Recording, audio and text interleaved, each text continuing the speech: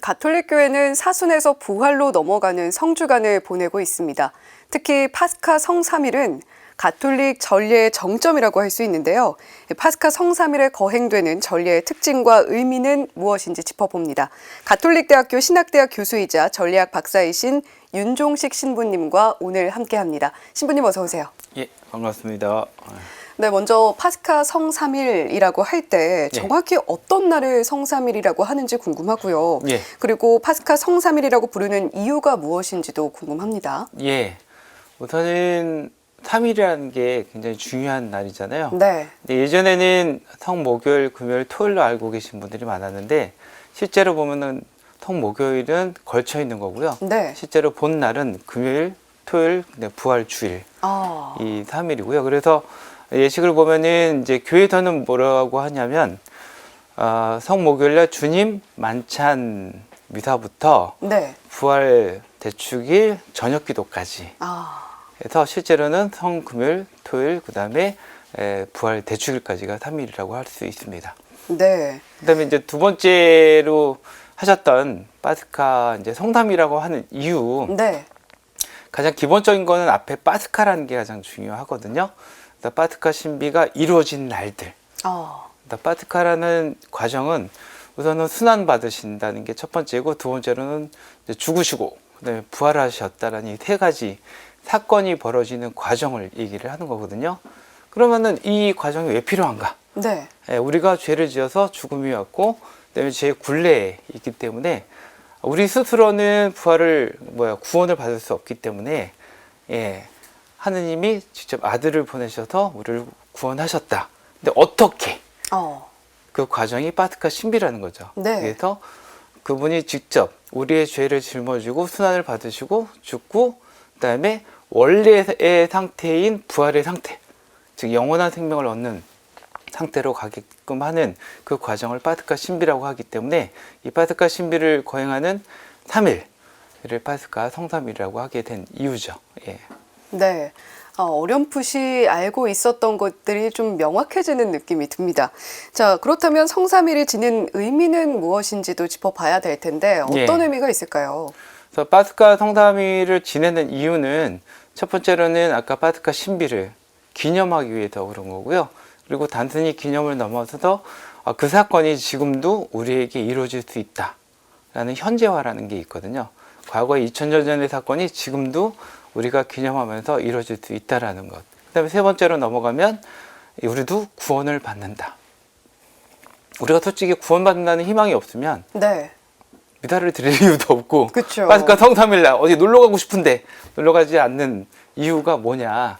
그거는 바로 우리가 구원을 받을 수 있다는 희망이 벌써 예수님을 통해서 다 보여줬기 때문에, 그래서 파스카 성삼일은 그런 의미를 지니고 있죠. 예.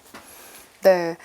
구원이라는 것에 대해서 한 번 더 생각해 볼 수 있는 그런 날이다라고도 우리가 생각해 볼 수 있겠습니다.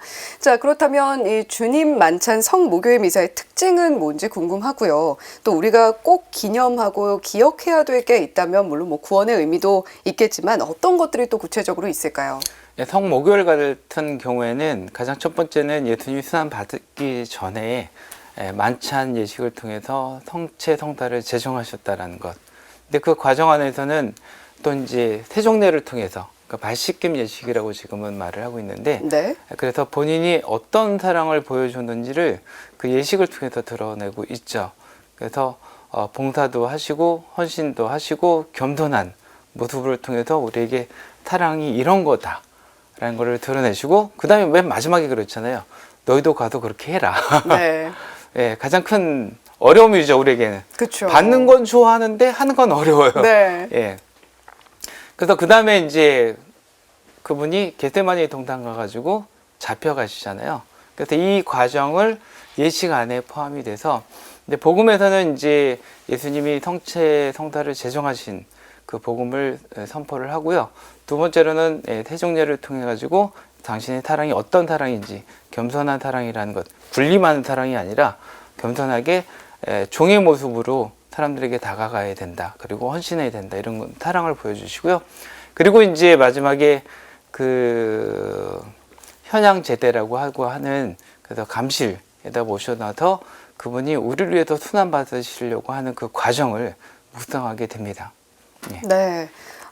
이렇게 주님 만찬 성모교일, 파스카 성삼일에 살짝 걸쳐 있는 그 날에 대해서 짚어봤는데, 자, 그렇다면 이제 성금요일 이야기도 좀 해봐야 될 것 같습니다. 그렇죠. 예수님께서 십자가에 못 박혀서 돌아가신 날이다, 이렇게 좀 알려져 있는데, 이날 예식의 특징은 무엇인지 궁금하고요. 신자들은 어떤 마음으로 좀 지내야 할까요? 예, 아주 슬픈 날이죠. 네.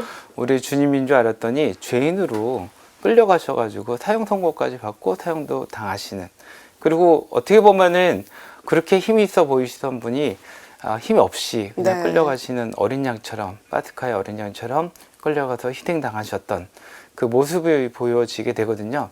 그래서 시간별로 보면 한 9시쯤에 빌라도 여기서 사형 선고를 받으시고 12시에 십자가에 매달려 돌아가시고 그 다음에 오후 3시쯤 돌아가셨다라고 보통은 얘기를 합니다.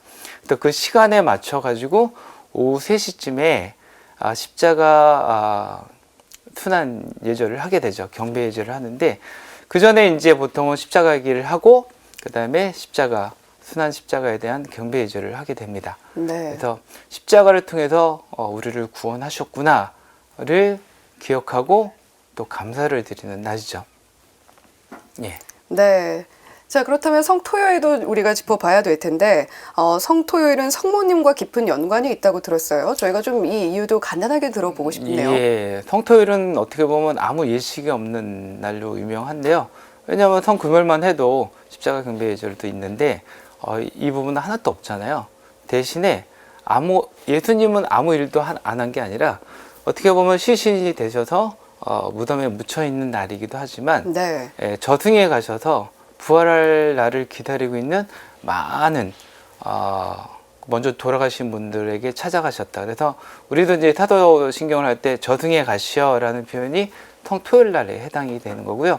그다음에 이제 성모님한테 그 토요일을 성모님의 어떤 신앙을 기념하는 날로 하는 거는 다른 제자들은 다 도망갔잖아요.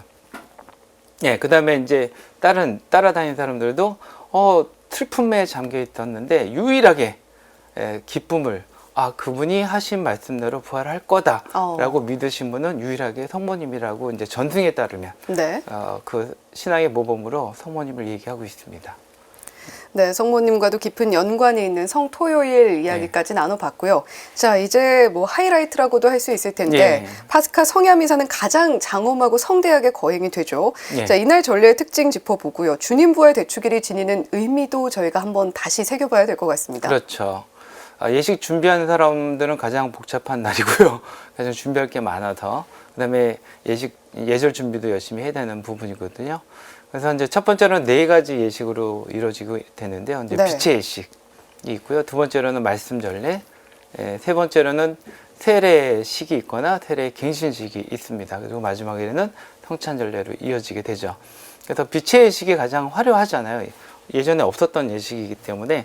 그래서 불에서 이제 축복을 하고 그 불에서 파스카 초로, 파스카 초에서 맨 처음에 그리스도 우리의 빛 한 다음에는 주례 사제 초에, 두 번째 할 때 교우들 전체, 그다음에 세 번째 그리스도의 빛 한 다음에 부활 촛대에다 꽂은 다음에는 온 성당에 불을 다 켜게 되죠. 근데 유일하게 안 켜는 초가 하나 있어요. 제대초. 제대초는 언제 켜냐면 구약의 독서를 다 읽은 다음에 대홍동을 하면서 거기다 켜게 되어 있죠. 또 이런 이제 빛이 점점 확산이 되어가고 있음을 예시간에서 드러내고 있고요. 그리고 그것을 하는 이유는 예수님이 어둠을 이기고 죄와 죽음이라는 어둠을 이기고 생명을 주시는 빛으로 오시는 그분임을 드러내는, 그래서 우리가 빛의 자녀라는 것을 드러내는 하나의 예식이라고 볼 수가 있죠. 두 번째로는 이제 말씀 전례에서는 어떤 분들은 너무 지루해라고 할 수 있지만 가장 중요한 성서 구절들이 다 그때 읽혀지게 되거든요. 그래서 구약에서 7개 독서가 하고요. 그 다음에 나머지 신약 2개를 하게 됩니다. 네. 사실 전례하면 조금 딱딱하고 어렵게 느껴지는 부분들이 있었는데 이렇게 신부님의 말씀을 통해서 들으니까 굉장히 또 재밌게 느껴집니다. 좀 시간이 야속하게 느껴지는 이야기를 전해주셨습니다. 지금까지 가톨릭대학교 신학대학 교수이자 전례학 박사이신 윤종식 신부님과 함께 이야기 나눠봤습니다. 고맙습니다. 감사합니다.